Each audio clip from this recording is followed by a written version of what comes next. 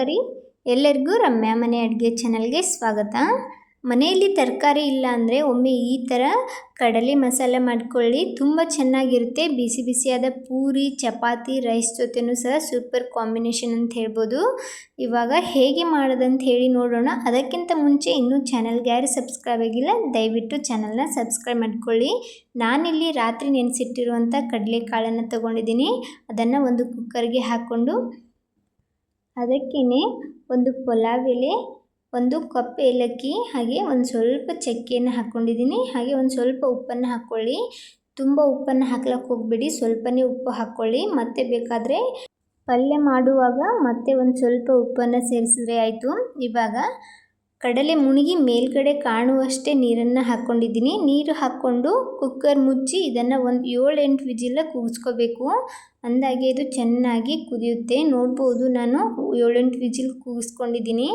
ಈ ಥರ ಇದು ರೆಡಿಯಾಗಿದೆ. ನೋಡ್ಬೋದು, ಈ ಥರ ಸ್ಮೂತ್ ಆಗುತ್ತೆ ಒಂದು 7-8 ವಿಜಿಲ್ ಕೂಗಿಸ್ಕೊಂಡ ನಂತರ. ಇದರೊಳಗೆ ಒಂದು 2 ಟೇಬಲ್ ಸ್ಪೂನಷ್ಟು ಕಡಲೆನ ಸೈಡಲ್ಲಿ ಎತ್ತಿಟ್ಕೊಳ್ಳೋಣ. ಈ ಕಡೆ ಒಂದು ಮಿಕ್ಸರ್ ಜಾರ್ ತೊಗೊಂಡು ಅದಕ್ಕೇ ಚೆನ್ನಾಗಿ ಹಣ್ಣಾಗಿರುವಂಥ ಒಂದು 2 ಟೊಮೆಟೊನ ಕಟ್ ಮಾಡಿ ಹಾಕ್ಕೊಂಡಿದ್ದೀನಿ. ನಂತರ ಒಂದು ಸ್ವಲ್ಪ ಬೆಳ್ಳುಳ್ಳಿ ಹಾಗೆ ಶುಂಠಿ ಸಹ ಹಾಕ್ಕೊಂಡಿದ್ದೀನಿ. ಎಷ್ಟು ಗ್ರೇವಿ ಮಾಡ್ಕೋತೀರಾ ಅದನ್ನು ನೋಡಿಕೊಂಡು ಸೇರಿಸ್ಕೊಳ್ಳಿ.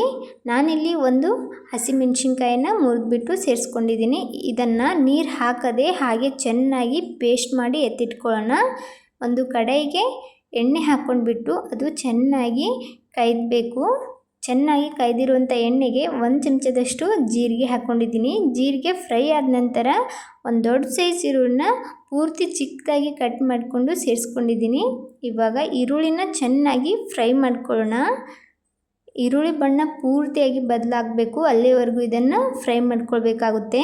ನೋಡ್ಬೋದು, ಇಲ್ಲಿ ಈರುಳ್ಳಿ ಚೆನ್ನಾಗಿ ಫ್ರೈ ಆಗಿದೆ. ಈ ಥರ ಗೋಲ್ಡನ್ ಬ್ರೌನ್ ಕಲರ್ ಬರೋವರೆಗೂ ಈರುಳ್ಳಿನ ಚೆನ್ನಾಗಿ ಫ್ರೈ ಮಾಡಿಕೊಂಡು ನಂತರ ಇದಕ್ಕೇ ಮಾಡಿಟ್ಟಿರುವಂಥ ಟೊಮೆಟೊ ಪೇಸ್ಟನ್ನು ಹಾಕ್ಕೊಳ್ಳೋಣ. ಶುಂಠಿ, ಬೆಳ್ಳುಳ್ಳಿ, ಹಸಿಮೆಣ್ಸಿನ್ಕಾಯಿ, ಟೊಮೆಟೊ ಎಲ್ಲ ಹಾಕಿ ಪೇಸ್ಟನ್ನು ರೆಡಿ ಮಾಡಿದ್ವಲ್ಲ ಅದನ್ನು ಹಾಕ್ಕೊಂಡು ಇದು ಚೆನ್ನಾಗಿ ಫ್ರೈ ಮಾಡ್ಕೊಳ್ಳೋಣ. ಟೊಮೆಟೊಲ್ಲಿರುವ ಹಸಿ ವಾಸನೆ ಹೋಗೋವರೆಗೂ ಅದನ್ನು ಫ್ರೈ ಮಾಡ್ಕೊಳ್ಬೇಕಾಗುತ್ತೆ. ಇದು ಚೆನ್ನಾಗಿ ಫ್ರೈ ಆದ ನಂತರ 1 ಚಮಚದಷ್ಟು ರೆಡ್ ಚಿಲ್ಲಿ ಪೌಡರ್, ಹಾಗೆ ಒಂದು ಅರ್ಧ ಚಮಚ ಅರಿಶಿನ ಪುಡಿ, 1 ಚಮಚದಷ್ಟು ಗರಂ ಮಸಾಲ ಹಾಕ್ಕೊಂಡಿದ್ದೀನಿ. ನಂತರ 1 ಚಮಚದಷ್ಟು ಧನಿಯಾ ಪೌಡ್ರ್ ಹಾಕ್ಕೊಂಡು ಇದನ್ನು ಚೆನ್ನಾಗಿ ಫ್ರೈ ಮಾಡ್ಕೊಳ್ಳೋಣ. ಮಸಾಲೆ ಎಲ್ಲ ಹಾಕ್ಕೊಂಡ ನಂತರ ಗ್ಯಾಸನ್ನು ಲೋ ಫ್ಲೇಮಲ್ಲಿ ಇಟ್ಕೊಂಡೆ ಫ್ರೈ ಮಾಡ್ಕೊಳ್ಳಿ, ಇಲ್ಲಾಂದರೆ ಅದು ಹೊತ್ಬಿಡುತ್ತೆ. ಇದು ಚೆನ್ನಾಗಿ ಫ್ರೈ ಆದ ನಂತರ ಇದಕ್ಕೇ ಮೊದಲಿಗೆ ನಾವು ಒಂದು ಸ್ವಲ್ಪ ಕಡಲೆನ ತೆಗೆದಿಟ್ಕೊಂಡಿದ್ವಲ್ಲ ಅದಕ್ಕೆ ಒಂದು ಸ್ವಲ್ಪ ನೀರು ಹಾಕಿ ಈ ಥರ ಪೇಸ್ಟ್ ಮಾಡಿ ಇದಕ್ಕೆ ಸೇರಿಸ್ತಾ ಇದ್ದೀನಿ. ಈ ಥರ ಕುದಿಸಿರುವ ಒಂದು ಸ್ವಲ್ಪ ಕಡಲೆನ ಪೇಸ್ಟ್ ಮಾಡಿ ಸೇರಿಸೋದ್ರಿಂದ ಗ್ರೇವಿ ತುಂಬ ಥಿಕ್ನೆಸ್ ಆಗಿ ಬರುತ್ತೆ. ಗ್ರೇವಿಗೋಸ್ಕರ ಮತ್ತೆ ಏನು ಹಾಕೋದು ಬೇಕಾಗಿಲ್ಲ, ಇದು ಸ್ವಲ್ಪ ಕಡಲೆ ಹಾಕಿದರೆ ಸಾಕು. ಇವಾಗ ಇದೆಲ್ಲ ಚೆನ್ನಾಗಿ ಫ್ರೈ ಆದ ನಂತರ ನಾವು ಬೇಯಿಸಿಟ್ಟಿರುವಂಥ ಕಡಲೆನ ಸೇರಿಸ್ಕೊಂಡಿದ್ದೀನಿ. ನೀರು ಸಮೇತ ಅದನ್ನು ಹಾಕ್ಕೊಂಡಿದ್ದೀನಿ. ನೀರು ಸ್ವಲ್ಪ ಜಾಸ್ತಿ ಅನಿಸಿದ್ರೆ ನೀವು ನೀರನ್ನು ತೆಕ್ಕೊಳ್ಬೋದು. ನಾನಿಲ್ಲಿ ಕರೆಕ್ಟಾಗಿ ನೀರು ಹಾಕ್ಕೊಂಡಿದ್ದೆ, ಅದಕ್ಕೋಸ್ಕರನೇ ನೀರು ಸಮೇತ ಅದಕ್ಕೆ ಹಾಕ್ಕೊಂಡು ಇದನ್ನು ಚೆನ್ನಾಗಿ ಈ ಥರ ಮಿಕ್ಸ್ ಮಾಡಿಬಿಟ್ಟು ಒಂದು ಸ್ವಲ್ಪ ಹೊತ್ತು ಕುದಿಸ್ಕೊಳ್ಳೋಣ. 1-2 ಕುದಿ ಇದನ್ನು ಕುದಿಸ್ಕೊಂಡ್ರೆ ಆಯಿತು. ನೋಡ್ಬೋದು, ಇವಾಗ ಕುದೀತಾ ಇದೆ. ಇದನ್ನು ಹಾಗೆ ಸ್ವಲ್ಪ ಸ್ವಲ್ಪ ಮಿಕ್ಸ್ ಮಾಡ್ತಾ ಇರಿ, ಇಲ್ಲಾಂದರೆ ತೆಳಗಡೆ ಹೊತ್ಬಿಡುತ್ತೆ. ಕಡಲೆ ಎಲ್ಲ ಹಾಕಿರ್ತೀವಿ ಎಲ್ಲ ಪೇಸ್ಟ್ ಮಾಡಿ, ಅದಕ್ಕೋಸ್ಕರ ಇದನ್ನು ಇದೇ ಥರ ಮಿಕ್ಸ್ ಮಾಡ್ಕೊತಾ 1-2 ಕುದಿ ಕುದಿಸ್ಕೊಂಡ ನಂತರ ಒಂದು ಸ್ವಲ್ಪ ಕಸೂರಿ ಮೆಂತಿನ ಈ ಥರ ಚೆನ್ನಾಗಿ ಕ್ರಷ್ ಮಾಡಿಬಿಟ್ಟು ಸೇರಿಸ್ಕೊಂಡಿದ್ದೀನಿ. ಕಸೂರಿ ಮೆಂತಿ ಹಾಕೋದ್ರಿಂದ ಟೇಸ್ಟ್ ಕೂಡ ತುಂಬ ಚೆನ್ನಾಗಿರುತ್ತೆ. ಲಾಸ್ಟಲ್ಲಿ ಒಂದು ಸ್ವಲ್ಪ ಕೊತ್ತಂಬರಿನ ಕಟ್ ಮಾಡಿಬಿಟ್ಟು ಹಾಕ್ಕೊಂಡಿದ್ದೀನಿ.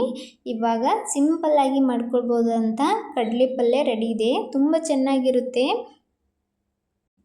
ಮನೆಯಲ್ಲಿ ಏನು ತರಕಾರಿ ಇಲ್ಲದಿರುವಾಗ ಈ ಥರ ಕಡಲೆ ಮಸಾಲೆ ಮಾಡ್ಕೊಳ್ಬೋದು. ಬಿಸಿ ಬಿಸಿ ಪೂರಿ, ಚಪಾತಿ ಹಾಗೆ ರೈಸ್ ಜೊತೆನೂ ಸೂಪರ್ ಕಾಂಬಿನೇಷನ್ ಅಂತ ಹೇಳ್ಬೋದು. ಒಮ್ಮೆ ನೀವು ಟ್ರೈ ಮಾಡಿಬಿಟ್ಟು ಹೇಗಾಗಿತ್ತು ಅಂತ ಹೇಳಿ ಕಮೆಂಟ್ ಮಾಡೋದು ಮಾತ್ರ ಮರಿಬೇಡಿ. ಒಮ್ಮೆ ನೀವು ಮಾಡಿದ್ರೆ ಪದೇ ಪದೇ ಮಾಡ್ಕೊಳ್ತೀರಾ, ಅಷ್ಟು ರುಚಿಯಾಗಿ ಬರುತ್ತೆ. ಇವಾಗ ಇದನ್ನು ಸರ್ವ್ ಮಾಡ್ಕೊಳ್ಳೋಣ. ನಾನಿಲ್ಲಿ ಚಪಾತಿ ಜೊತೆ ಈ ಕಡಲೆ ಮಸಾಲನ ಸರ್ವ್ ಮಾಡ್ಕೊಂಡಿದ್ದೀನಿ.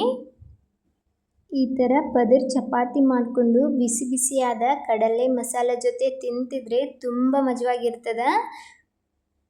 ನೋಡಿದ್ರಲ್ಲ ಫ್ರೆಂಡ್ಸ್, ಯಾವ ಥರ ನಾವು ಸಿಂಪಲ್ಲಾಗಿ ಯಾವುದೇ ತರಕಾರಿ ಇಲ್ಲದೆ ಕಡಲೆ ಮಸಾಲೆ ಮಾಡ್ಕೊಳ್ಬೋದು ಅಂಥೇಳಿ. ಈ ಸಿಂಪಲ್ ರೆಸಿಪಿ ನಿಮ್ಗೆ ಇಷ್ಟ ಆದರೆ ವಿಡಿಯೋಗೊಂದು ಲೈಕ್ ಕೊಡಿ. ಹಾಗೆ ಇದೇ ಥರದ ಇನ್ನಷ್ಟು ರೆಸಿಪಿಗೋಸ್ಕರ ರಮ್ಯಾ ಮನೆ ಅಡುಗೆ ಚಾನಲನ್ನು ಸಬ್ಸ್ಕ್ರೈಬ್ ಮಾಡ್ಕೊಳ್ಳಿ. ಇನ್ನೂ ಚಾನಲ್ಗೆ ಸಬ್ಸ್ಕ್ರೈಬ್ ಆಗದೆ ಯಾರೆಲ್ಲ ವಿಡಿಯೋ ನೋಡ್ತಾ ಇದ್ದೀರಾ, ದಯವಿಟ್ಟು ಚಾನಲ್ನ ಸಬ್ಸ್ಕ್ರೈಬ್ ಮಾಡಿಕೊಂಡು ವಿಡಿಯೋ ನೋಡಿ. ನನ್ನ ವಿಡಿಯೋನ ಯಾರೆಲ್ಲ ನೋಡ್ತಾ ಇದ್ದೀರಾ ಎಲ್ಲರಿಗೂ ಧನ್ಯವಾದಗಳು.